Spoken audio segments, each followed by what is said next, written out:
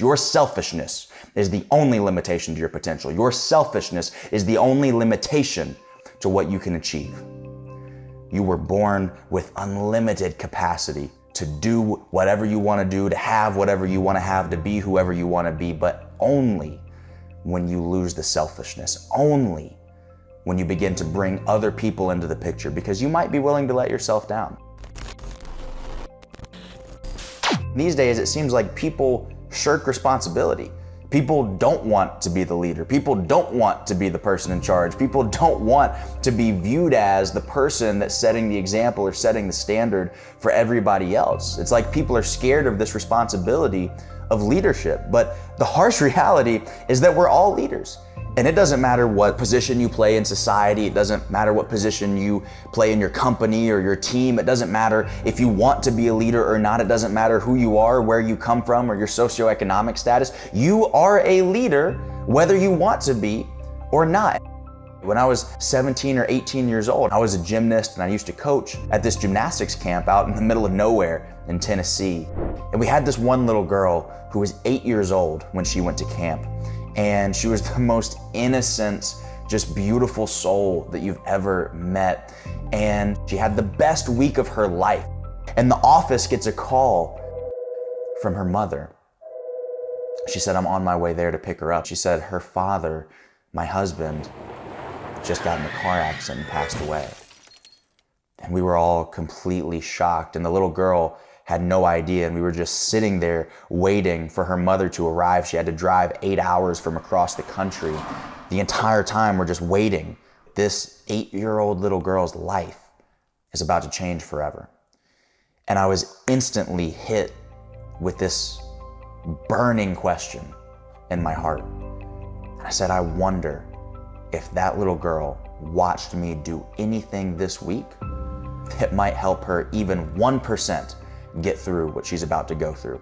I want to know, did she watch me lead people? Did she watch me handle adversity? Did she watch me conquer a challenge? Did she watch me in a moment of frustration and anger and sadness or whatever was going on with me? Did she watch me handle myself, conduct myself in such a way that might make it just 1% easier to deal with the biggest tragedy of her life that is about to happen?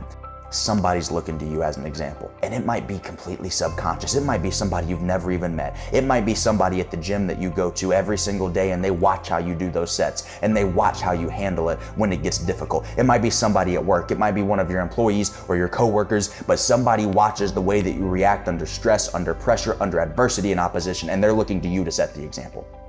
Whether you want to or not, you are setting an example for somebody. The only question you have to ask yourself is, what type of example do you want to set?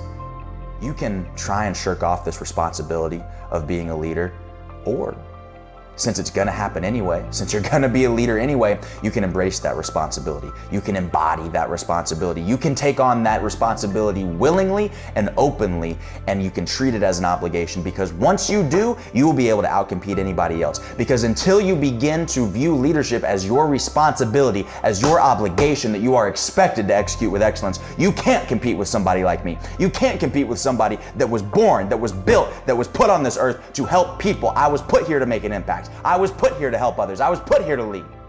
If you get to a point where you surround yourself with certain people, where you know that people are watching you, where you know that there's people counting on you, where you know that you're setting an example, when you get to a point when you're not willing to let them down, your life is going to go to a whole nother level. And the great part about it, the great part about being a leader, is that when your life goes to another level, the lives of everybody around you goes to another level. Your spouse's life goes to another level. Your kid's life goes to another level. Everybody who's watching you, their life goes to another level. And I don't care if they're watching you in admiration or if they're watching you to hate on what you're doing. Everybody goes to another level.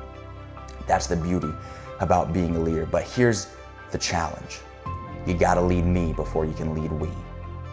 I'll say that one more time. You have to lead me before you can lead we. You have no authority over anybody else until you have authority over yourself. Stop trying to advise other people until you get your life under control.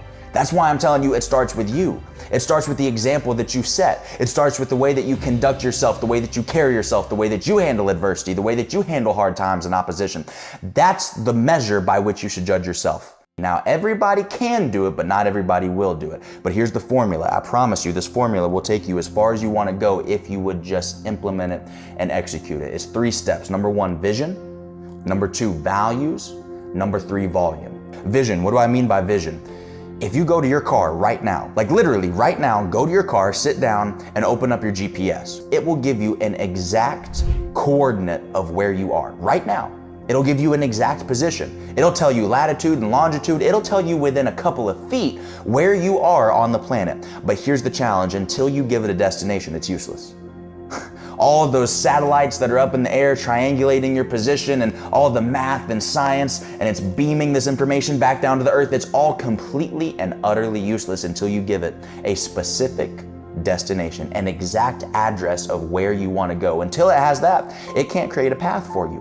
And so many of us waste so much time trying to chart a path, trying to figure out a step-by-step formula, trying to figure out exactly how we're going to get somewhere when we don't even have an exact idea of where we want to go. You've got to have a vision. So get specific for me. Exactly how much money do you want to make? Exactly how big do you want your business to be? Exactly how many employees do you want to have? What kind of house do you want to live in? What kind of car do you want to drive? What kind of vacations do you want to take? What kind of hobbies do you want to develop? What kind of fitness do you want to have? What kind of health do you want to have? What do you want to look back at you when you look into the mirror? Who do you want to be? Who do you want to become? What kind of life do you want to live? You've got to get specific, because until you have a vision, you will never be able to chart a path to achieve that vision. We're never going to hit a target that we aren't aiming for.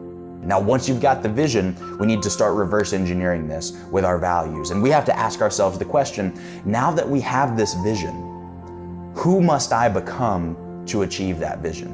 What kind of values would I have to have? What kind of beliefs would I have to have if I wanted to make this vision become a reality? What kind of behaviors and actions would I have to do? What would I need to think about? What kind of habits and routines would I need to have if I want to make this thing become a reality? So you can literally have a vision, reverse engineer it, and that becomes your plan. And you just say, okay, instead of thinking about all the different things that I need to do, why don't I just focus on all the different things that I need to become? Because when you become the right person, then the actions that you're going to do will come naturally to you. See, you can try and go work hard. You can try and be dedicated. You can try and be committed. You can try and do the things that in your mind you associate with those behaviors, with those types of people. But when you simply become that person, when you become the person that is capable and willing and deserving of getting those outcomes that you want, then the outcomes come naturally. You don't have to think too much about the how, because you understood the what and you became the who. The how will take care of itself. So do me a favor, focus on the vision, focus on the values, and then focus on the volume. It's so funny when people come up to me in the gym and they'll say, how'd you get those arms? How do you look like that? And they expect me to tell them some sort of secret, some sort of tactic, some sort of technique or strategy or method that they've never heard of, or some supplementation routine that is going to change their life. And I tell them, I did the exact same thing for 15 years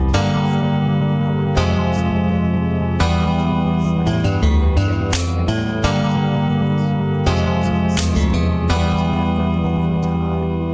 worked out the same thing Em đến nhẹ nhàng như cách em đi qua cái khảng lãng mạn như thi ca, khiến anh chẳng nhớ được gì cả, chỉ chút vừa vã anh ghi và anh không biết được là đôi mình còn gần bên nhau bao lâu nữa. Nhiều lúc anh nghĩ hay thôi mình có lẽ là đừng yêu nhau nữa, vì cãi vã nhiều quá anh mệt lắm, chia tay nhiều quá anh mệt lắm, tất cả ở em đều mệt lắm. Nhưng rồi thời gian cũng hết năm, em thì vẫn ở đó, vẫn nắm chặt tay, vẫn kể môi sát môi. Anh thì vẫn như vậy, vẫn nghệ sĩ nghèo chỉ có lời hát thôi. Em à, người ta mất nhau trong 2 tuần và ta xa nhau cũng 2 lần. Anh không có phải thằng khờ, cũng biết trái tim đâu đó đã phai dần. Phải cần một sự liều lĩnh để thấy mình còn luyến thương nữa không. Mình sống với nhau như vợ chồng, nhưng tình thế này thì chưa giống bài nhạc anh viết vẫn chưa xong. Liệu rằng ngày đó có Cuốn dẫu không cách nào mang nắng về đêm đông, cũng không hái được sao trên trời kia đem xuống. Nhưng sau này có thể đưa em giữ hộ tiền lương, sau này có thể làm việc nhà nếu em lười. Nhân gian thường nói không tồn tại thiên đường, chắc do họ chưa từng nhìn thấy lúc em cười. Ấm áp tỏa sáng tựa vầng thái dương, kéo anh chuyển động tinh tiến ở xung quanh. Hoài ngày hạnh phúc nhất mà anh âm thầm mãi ước, ngày ta đứng trước linh mục và cùng sánh vai lại.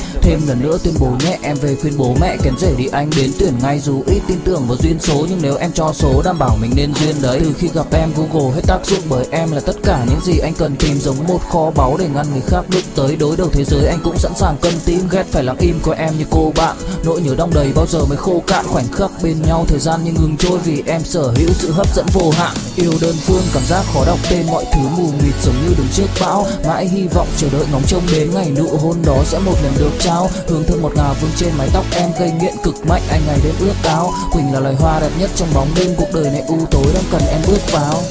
Đưa cho anh cái bản đồ vì anh sắp lạc bên trong đôi mắt kia. Hãy đưa cho anh cuốn từ điển vì cảm xúc này anh không thể cắt nghĩa. Chuẩn bị đưa anh đi say anh thường hãy nhắc về em, mong khỏa lấp những u tối. Khoảnh khắc về đêm nghe lại bài ca ngày xưa cũ, ta hát về nhau nhớ những giấc mơ ta từng ước. To tát về sau và đó là khi mà anh dần lụy là không làm chủ chính mình. Thấy không gian trở nên tồi tệ, mọi thứ bao phủ chính mình. Em đâu còn như điều anh mơ, anh cũng tự nhủ chính mình. Nhưng mà thôi em, nào ai giỏi mà đủ tính tình, chẳng thể vươn tới được cảnh cao dù anh có nhã ý trèo. Trong cơn say mọi thứ cuồng quay anh trở thành gã chí phèo. Yêu chân thành là không thay lòng dù em có như thị nở. Ý anh là em như cô Tấm nhìn em như thị nở. Đêm vắng nàng ngón tay xám vàng vì đốt cả bao thuốc lá. Căn phòng chung ký xưa nồng ấm bây giờ sao bút giá. Một thói xấu mà anh đã quen khi em không ở bên lâu. Anh thường ngồi trong một góc tối nhậu suốt cả đêm thâu.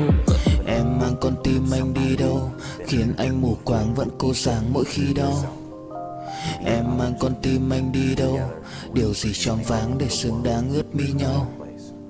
Em mang con tim anh đi đâu, khiến anh mù